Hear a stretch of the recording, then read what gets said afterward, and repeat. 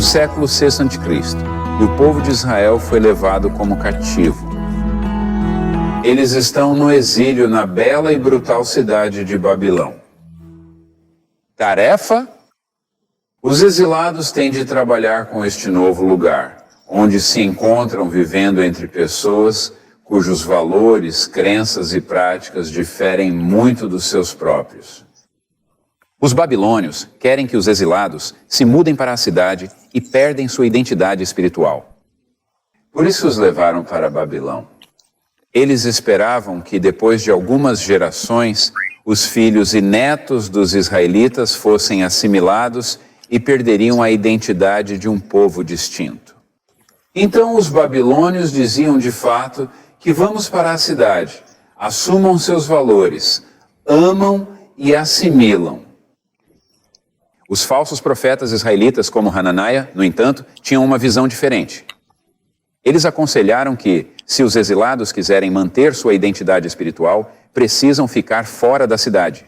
Eles precisavam ficar no canal de Cabar ou nos outros lugares em que os primeiros exilados se estabeleceram, e eles deveriam ter contato mínimo com a odiada metrópole da Babilão.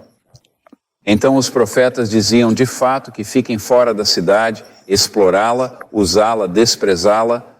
Os babilônios dizem para mudarem e perderem sua identidade espiritual. Os falsos profetas dizem que não se mudem para a cidade e mantêm sua identidade espiritual. Mas Deus, através de Jeremias, diz aos exilados da maneira mais surpreendente, mudando-se para a cidade e manter sua identidade espiritual.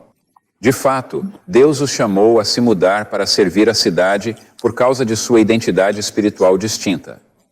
Deus diz aos exilados e a Jeremias 29:7, busca a paz e a prosperidade da cidade para a qual vos levei ao exílio. Reza-o ao Senhor por isso, porque se ele prosperar, também vocês prosperarão. Isso deve ser completamente surpreendente para os exilados. Deus chama os exilados judeus para servir o bem comum da cidade pagana. Aqui está Deus dizendo que a alegria e prosperidade do seu povo serão encontradas na busca da alegria e do bem-estar da cidade pagana em que eles estão no exílio. Então ele lhes disse, alojam-se, construíram casas, casam-se e têm filhos e filhas, e o número aumentará lá, e buscarem o salom, a paz e a prosperidade da cidade, e orarem ao Senhor por isso. Agora Jeremias diz que haverá julgamento se a cidade de Babilônia não se arrepender. Portanto, os israelitas não devem fechar os olhos para a sua malidade. Eles não devem comprometer os valores pagãos. Eles devem servir e amar seu novo local de residência, em vez de se assemelhar a ele ou se remover dele. Este é um grande equilíbrio. É um pedido para elevar o bem-estar dos lugares onde vivemos e trazê-los alegria, vivendo uma vida de amor e serviço lá. Isso significa mostrar em palavras e ações que queremos servir nossos bairros de todos os aspectos e fazê-lo para que as pessoas ao nosso redor vejam nosso espírito e nossa motivação. No entanto, devemos fazer isso sem perder nossa identidade espiritual ou nossa distinção. Esta é uma ideia radical. O povo de Deus deve trabalhar para o bem daqueles que não vivem em uma relação certa com Deus. No entanto, é exatamente o que ele disse aos israelitas, que está de acordo com o segundo maior mandamento que Jesus disse: ame seu próximo como si mesmo. Certamente se encaixa com João 13,6, porque Deus amou o mundo que deu.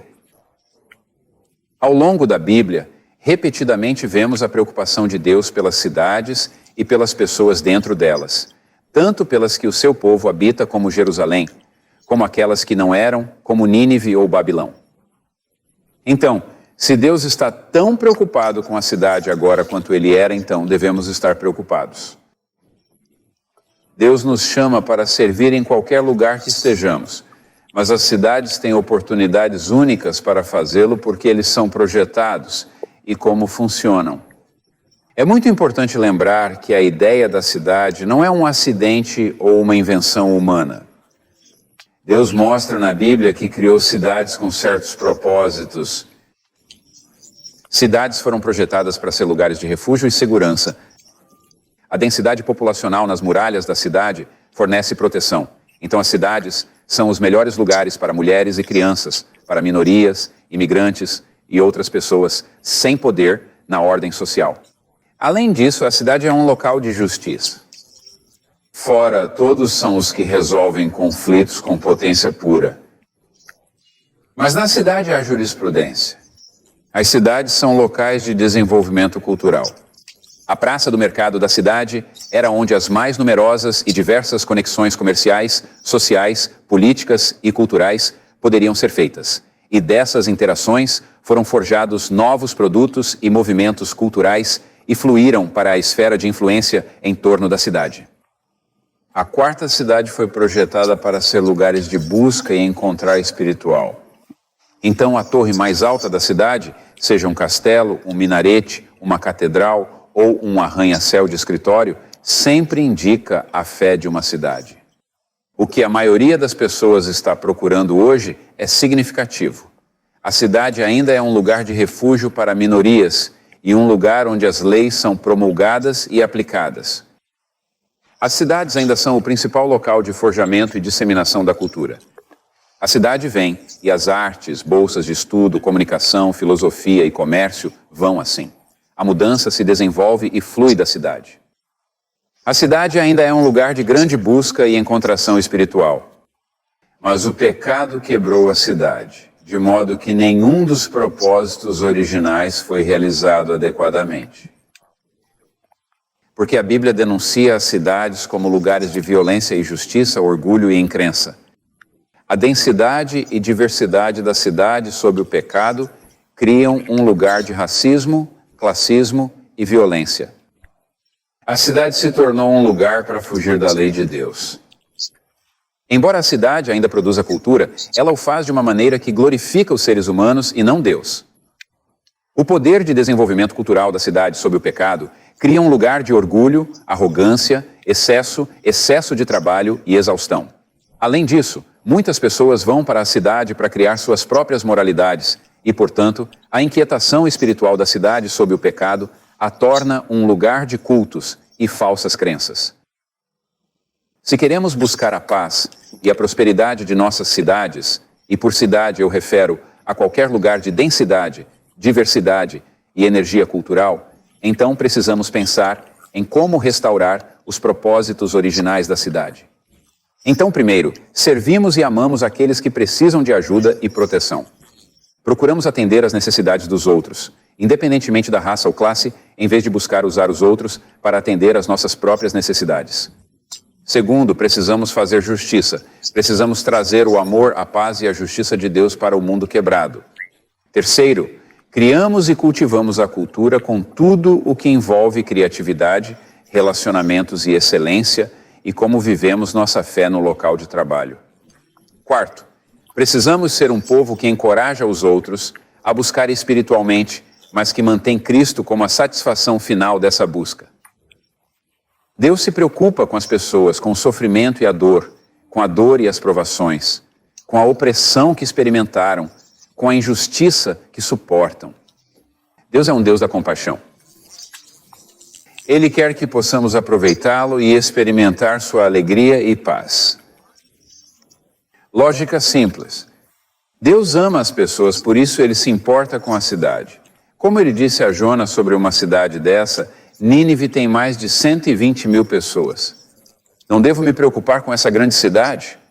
Se Deus se importa com as cidades e as pessoas que vivem lá, nós também devemos. Deixe-me sugerir que você comece a desenvolver o Evangelho na cidade para que o Evangelho possa ser implementado em seu próprio coração. Na cidade, você encontrará pessoas que parecem espiritualmente desesperadas. Encontrará pessoas sem religião, outras religiões, profundos não cristãos. Descobrirá que muitos são mais gentis e inteligentes que você. Você também verá que muitos dos pobres e quebrados estão muito mais abertos ao Evangelho da Graça e mais dedicados ao seu trabalho prático do que você. Tudo isso o forçará a acreditar que o Evangelho é puramente gracioso, ou você desistirá de tudo juntos. Você deve acabar por ver que precisa da cidade para crescer espiritualmente, talvez mais do que a cidade precisa de você. Você vive para a cidade ou apenas a usa para diversão ou avanço de carreira? Você está orando pela cidade? Você está apoiando isso? Você tem a postura que Deus queria dos exilados em relação a Babilão? Busque a paz e a prosperidade da cidade para a qual eu te levei. Reza-o ao Senhor por isso, porque se ele prosperar, também vocês prosperarão.